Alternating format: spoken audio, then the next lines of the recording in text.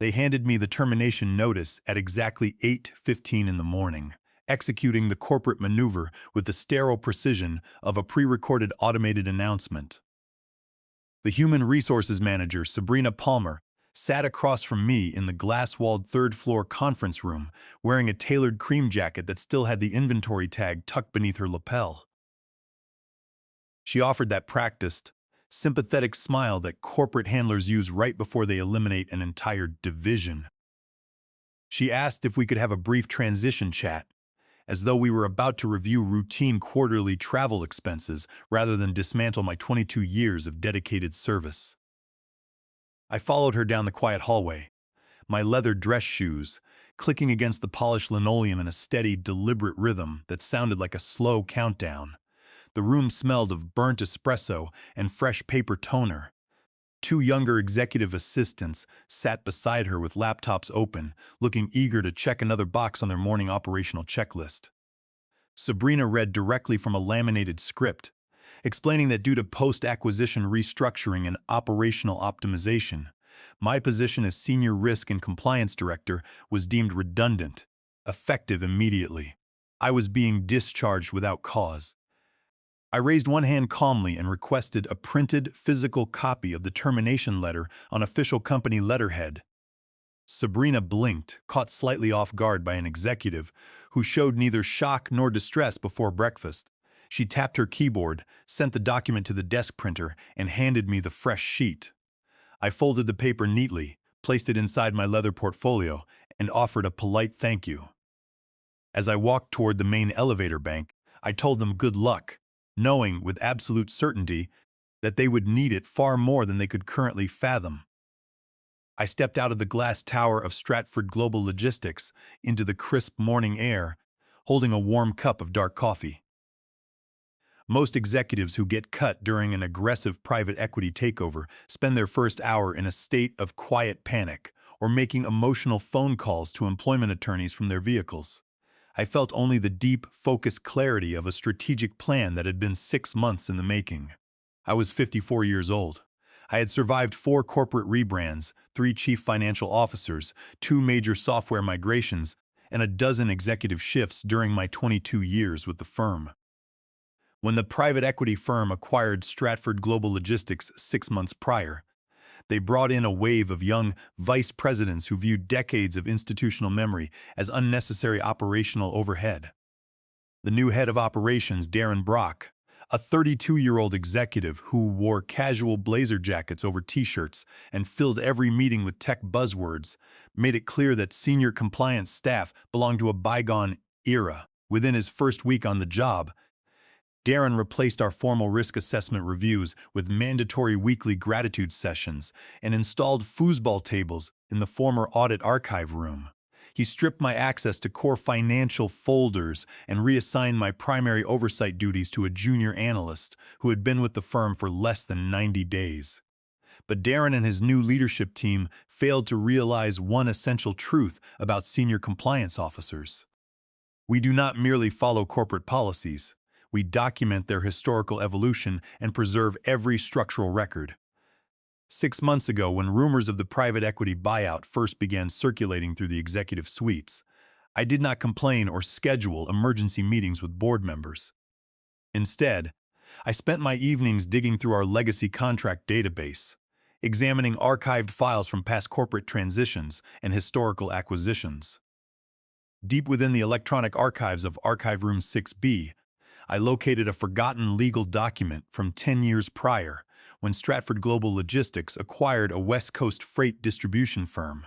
Attached to that original transaction was a binding agreement titled Appendix C Financial Risk Memorandum. Buried on page 47 sat Clause 7.12b, a specific legacy provision designed by founding partners to protect executive stability during hostile takeovers. The clause stipulated that in the event of a change in corporate control, any involuntary termination of senior risk or compliance personnel without cause within 180 days would automatically trigger the immediate accelerated vesting of all unvested employee stock units across all corporate divisions. Furthermore, it mandated that the board authorize severance valuation multipliers under established federal principles of breach of fiduciary duty. It was a classic corporate poison pill tucked away in dense legal prose that subsequent management teams had completely forgotten to audit or remove during subsequent reorganizations. 6 months ago, during a routine annual policy framework review, I logged an administrative change request under Compliance Revision Form 9C2. I reattached Clause 7.12b to our active enterprise policy framework, ensuring that the legacy trigger remained embedded inside our automated human resources severance processing system. I digitally signed the document under standard compliance continuity protocols, timestamped the file, and saved it under its original file name, Appendix C Financial Risk Memorandum. Nobody in the new management structure noticed the update, because none of them bothered to review legacy risk files or historical compliance logs. To them, compliance was just an outdated administrative obstacle. To me, it was an airtight legal mechanism waiting for the precise moment of execution. Throughout my 22 years with the enterprise, I had always maintained that formal legal documentation is the ultimate defense against corporate overreach. When aggressive investment firms take control of established companies, they routinely assume that legacy agreements can be ignored or overwritten. They focus entirely on quarterly profit margins, underestimating the binding authority of historical compliance frameworks. By ensuring that Clause 7.12b remained cryptographically validated within the active system, I created a bulletproof legal safeguard. I knew that when the new management team inevitably acted on their short-sighted impulses, the automated legal system would enforce accountability with absolute precision. During the months leading up to my termination, I verified every electronic pathway to ensure the mechanism would function without a single flaw. I conducted quiet system checks in our sandbox testing environment, tracing how the termination code in the Human Resources database communicated with our primary equity management portal. The automated workflow was completely integrated across our enterprise systems. Once an involuntary termination code for a senior compliance officer was finalized in the database, without an accompanying cause justification, the enterprise software was programmed to read Appendix C Financial Risk Memorandum and execute the legacy vesting script automatically across all employee accounts. To ensure total legal enforceability under federal contract standards and the notice requirements of the Warren Act under Title 29 of the United States Code, I consulted my longtime colleague, Sylvia Vance, a senior attorney specializing in corporate governance in Georgetown. Sylvia reviewed the exact text of Clause 7.12b, along with its historical integration records, electronic audit stamps, and compliance logs. She confirmed that because the clause had been formally logged under valid compliance authority and remained active in the corporate system, at the time of the buyout, it constituted a legally binding obligation on the acquiring firm. She noted that if the company attempted to disavow the clause after firing me, they would face immediate liability for breach of fiduciary duty and contractual default under federal corporate law. Knowing my termination was imminent as Darren Brock expanded his restructuring plans, I prepared a delayed digital notification system. I drafted an electronic memorandum addressed to Chief Financial Officer Harlan Croft, the Senior Legal Counsel, and our Internal Investor Relations desk. The message contained a formal notice of legacy clause activation, attaching the verified electronic copy of Appendix C Financial Risk Memorandum, complete with its digital audit trail and my official compliance signature. I set the transmission timer for 9:01 in the morning on the day of my discharge, with a manual cancellation window set for 8:59. If I did not manually log in to cancel the transmission, the system would automatically send the document and trigger the automated script across our entire corporate network. On that crisp Monday morning, after receiving my pink slip from Sabrina Palmer at 8:15, I walked across the street to a quiet corner cafe overlooking the glass main entrance of Stratford Global Logistics. I ordered a fresh cup of dark roast coffee, sat by the window, and watched the morning sunlight reflect off the polished windows of the building. My hands were perfectly steady as I held the warm porcelain cup. I did not touch my smartphone or attempt to log into the corporate network.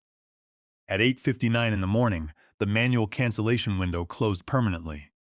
At 9:01 in the morning, the delayed electronic notification departed the secure server.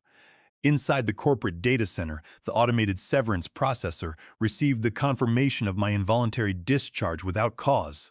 The system immediately accessed Appendix C Financial Risk Memorandum, verified the active status of Clause 7.12b, and initiated the accelerated equity vesting routine across the entire enterprise database. Within 80 seconds, the stock management portal generated automated confirmation notices to 240 employees across 7 regional distribution facilities, informing them that all of their unvested restricted stock units had officially vested in full as of that morning.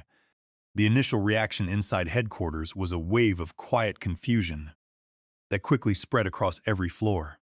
At 9:03 in the morning, junior accountants, logistics managers, and software engineers began receiving unexpected pop-up notifications on their workstation screens and mobile devices.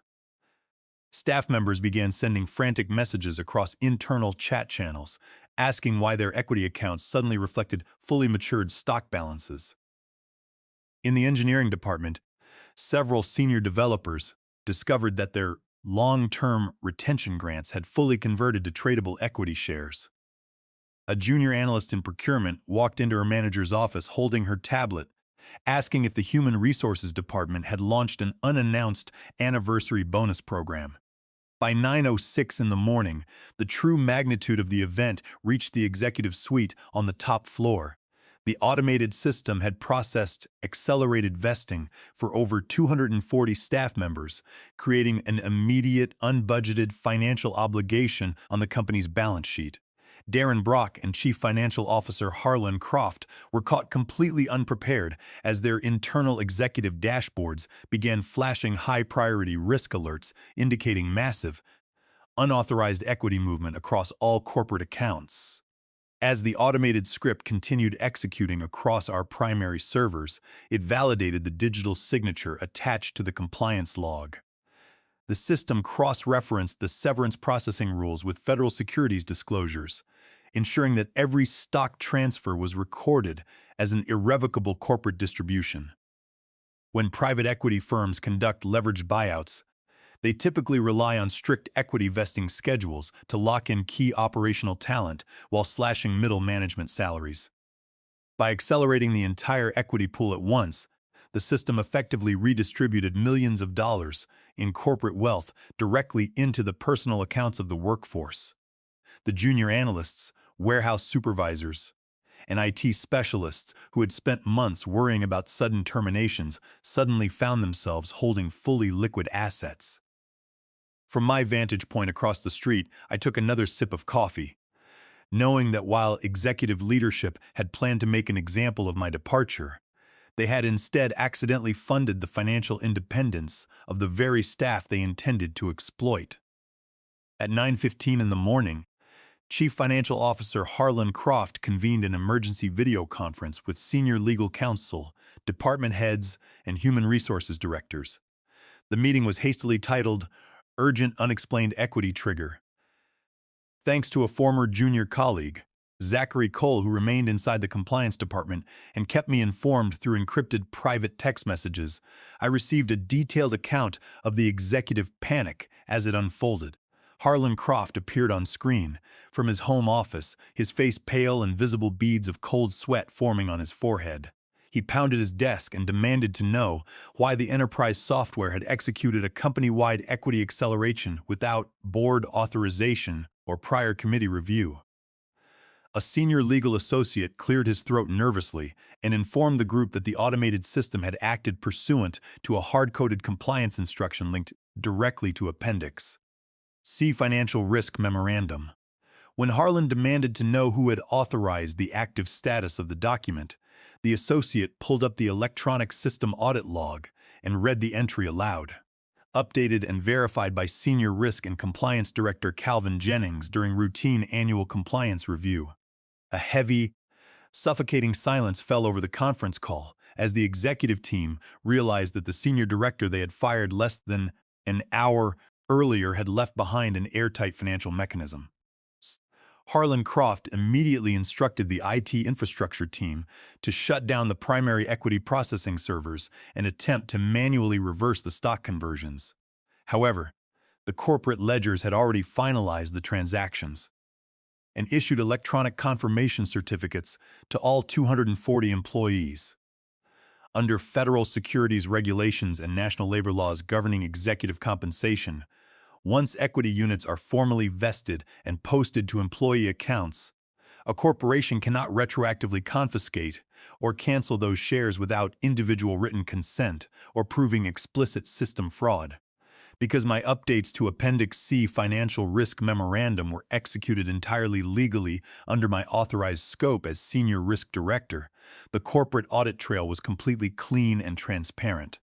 Any attempt by management to claw back the vested shares would result in immediate class action litigation for breach of fiduciary duty and breach of employment contracts under federal law. While the executive team argued frantically on their video call, news of the sudden stock vesting spread rapidly through every department in the building.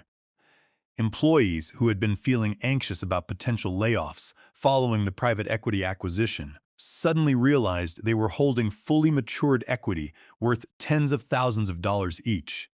In several departments, workplace morale shifted instantly from fear to spontaneous celebration. Staff members began contacting their personal financial advisors to confirm the immediate liquidity of their newly vested holdings. From my comfortable seat at the cafe across the street, I watched the activity through the floor-to-ceiling windows of the corporate building. I saw groups of employees gathering near the glass walkways, talking animatedly on their phones and pointing at their screens. Executive assistants ran back and forth between the legal suites and the chief financial officer's office, carrying stacks of printed compliance reports. Darren Brock was clearly visible through his corner office window, pacing back and forth while speaking aggressively into his cellular phone. The polished corporate image he had attempted to build with ping-pong tables and buzzwords had completely disintegrated in less than 2 hours. At 9:45 in the morning, Zachary Cole sent me a brief text message explaining that the Human Resources Department was attempting to contact me to request an immediate emergency meeting with Harlan Croft and the senior legal team. I did not respond. My employment had been officially terminated without cause at 8:15, and my professional business with Stratford Global Logistics was concluded. I finished my coffee, ordered a light breakfast, and continued to observe the unfolding aftermath with quiet, measured satisfaction.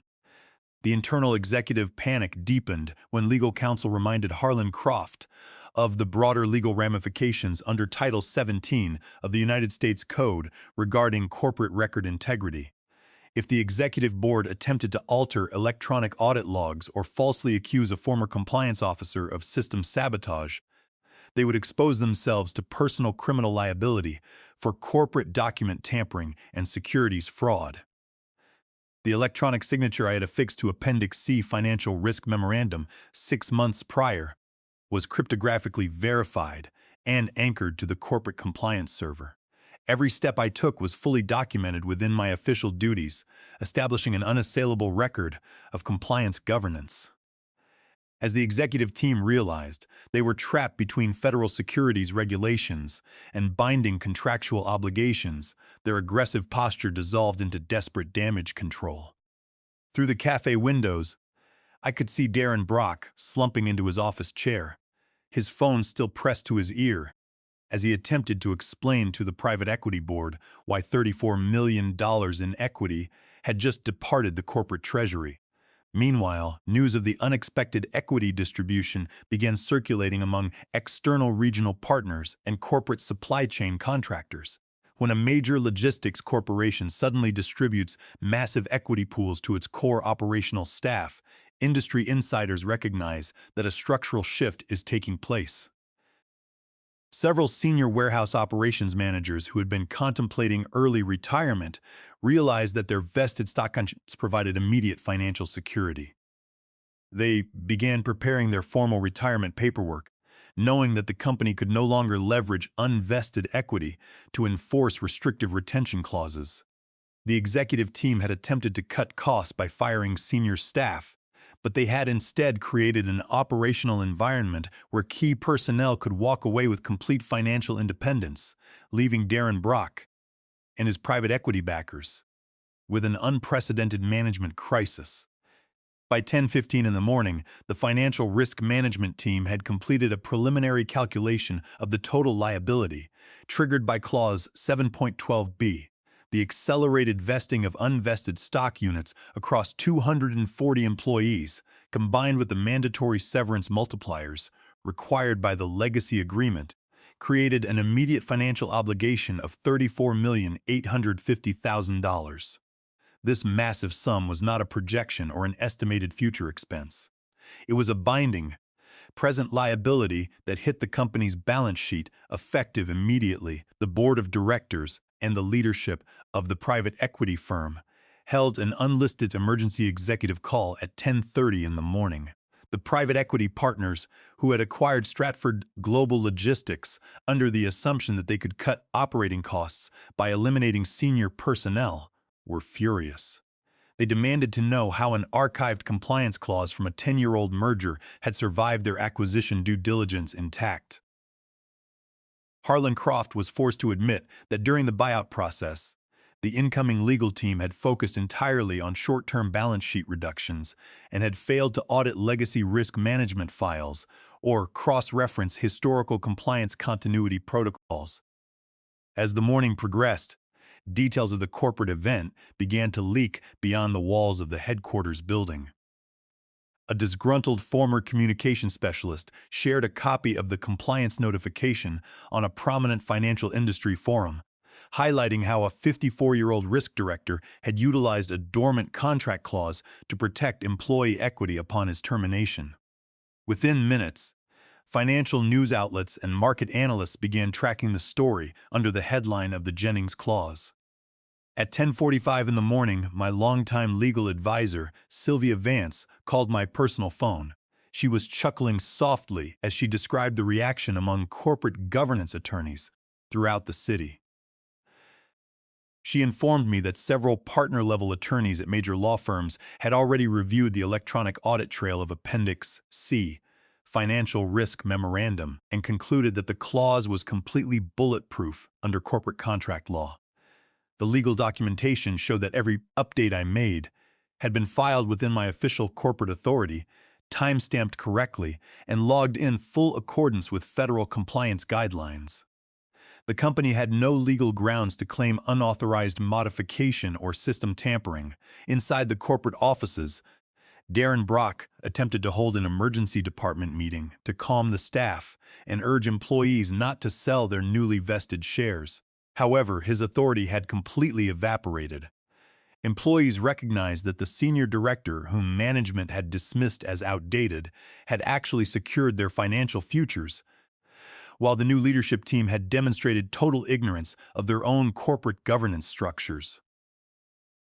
Several key senior engineers and logistics directors immediately submitted formal notices of equity liquidation, converting their shares into cash.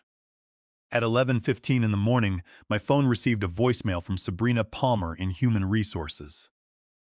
Her tone had completely changed from the condescending script she had read earlier that morning.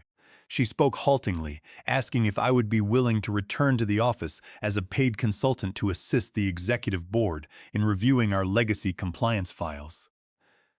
She hinted that the company was prepared to offer a substantial consulting fee if I would sign an amended non-disclosure agreement regarding the morning's events. I listened to the message, smiled quietly to myself, and deleted it without replying. The voicemail from Sabrina Palmer was the ultimate confirmation of their total operational surrender.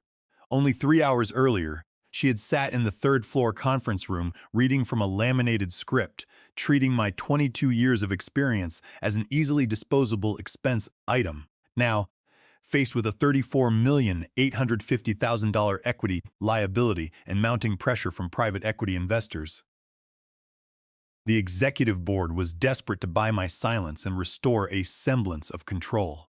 but corporate integrity cannot be bought back after it has been tossed aside for short-term profit.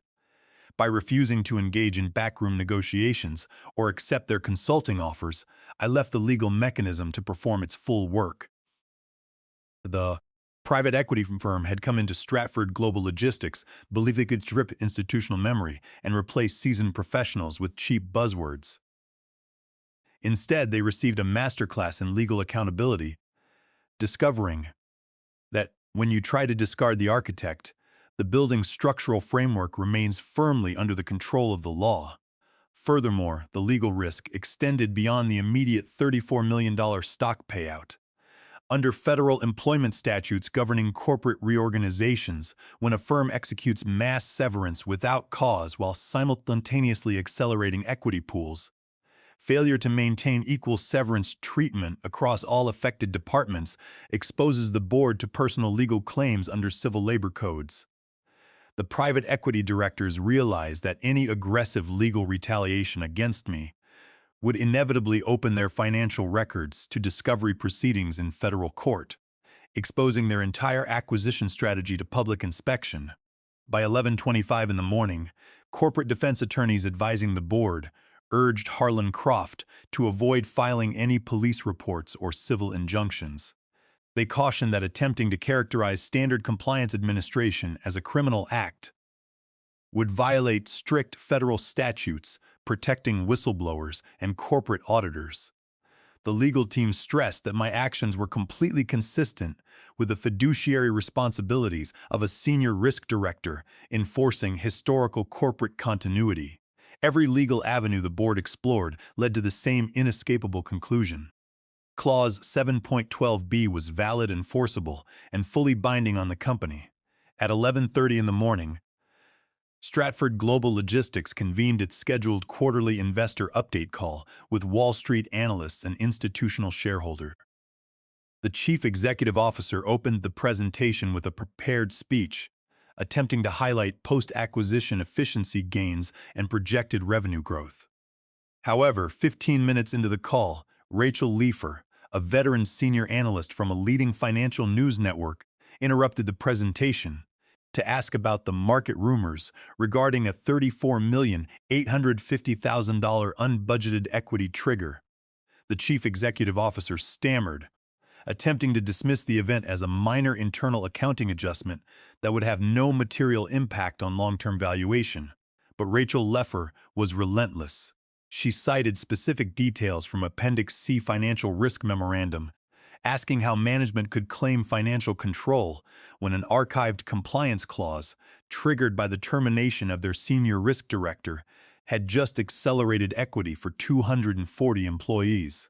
Before the chief executive officer could respond, an electronic copy of Clause 7.12b was posted directly into the public investor chat window by an anonymous participant.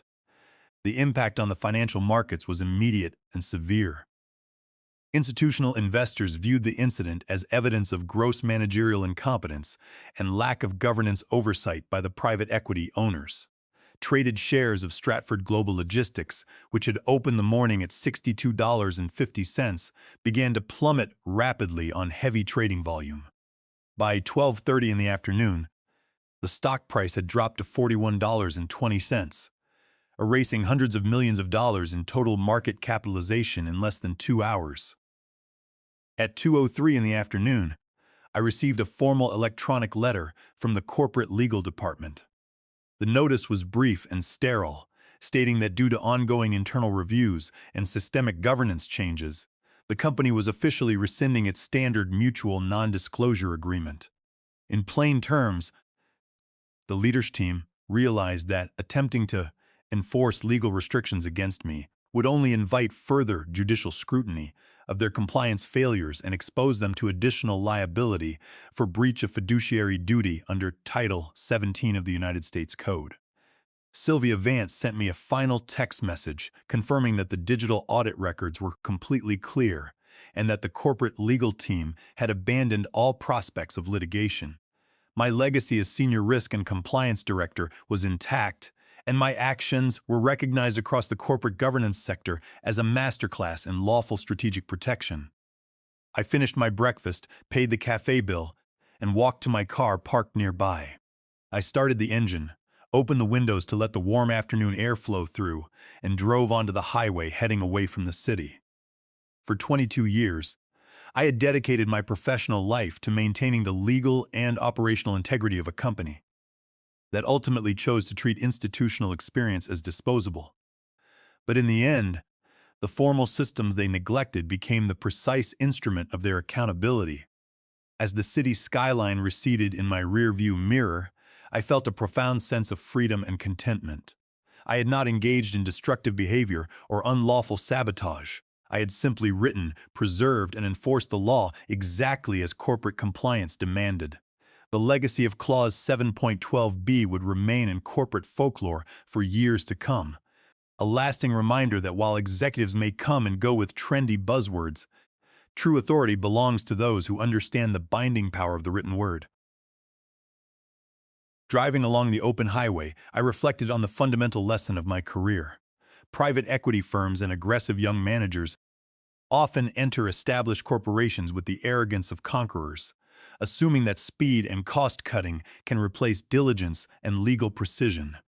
They mistake quiet compliance for passive submission. But in the modern corporate landscape, true power does not reside in loud speeches, aggressive restructuring, or superficial perks. It lives in the meticulous documentation, the binding clauses, and the legal frameworks that survive long after arrogant leaders have moved on. Stratford Global Logistics would survive the financial shock, but it would never again operate under the delusion that its senior professionals could be discarded without consequence. As the afternoon sun began to dip below the horizon, illuminating the open road ahead, I knew that my 22 years of service had ended not with a quiet exit, but with an enduring victory for compliance, integrity, and institutional memory. By late afternoon, news of the corporate collapse had dominated major financial news channels, with financial commentators praising the precision of legacy compliance safeguards. Several law schools began referencing Clause 7.12b as a landmark case study in corporate risk mitigation and executive employment protection. Meanwhile, inside Stratford Global Logistics, the private equity partners initiated an emergency restructuring of their executive board, removing Darren Brock from operational oversight and re-establishing formal compliance review committees. The junior staff and logistics managers, who had gained financial independence through the accelerated equity vesting, continued to perform their duties with newfound confidence, knowing that their security was built on solid legal foundations. My journey with the firm had ended, but the standards of compliance and institutional accountability I had defended for 22 years would remain permanent pillars of modern corporate law.